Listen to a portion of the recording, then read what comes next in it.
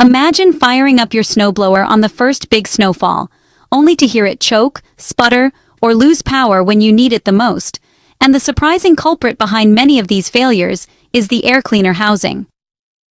Welcome to WholeToolBox, to focus on a quick troubleshooting guide on how to troubleshoot snowblower air cleaner housing, where we break down the hidden issues that often go unnoticed but have a huge impact on performance.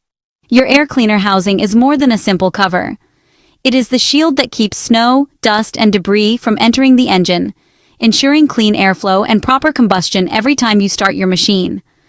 But when the housing cracks, warps, loosens, or traps hidden pockets of debris, airflow becomes restricted, causing weak power, rough running, and even hard starts.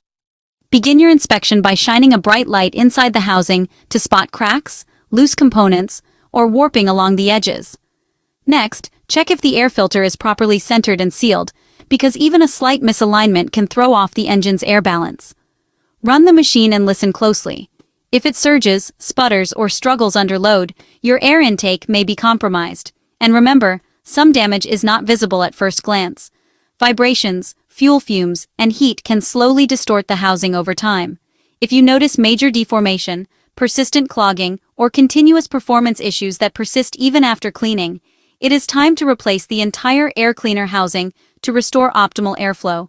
Regular inspections before and during winter ensure your snowblower starts strong and stays reliable through every storm. If you want your snowblower performing at its peak all season, check your air cleaner housing today. For high-quality replacement parts and expert repair guides, visit WholeToolBox.com. Don't forget to follow us on social media. Thanks for watching.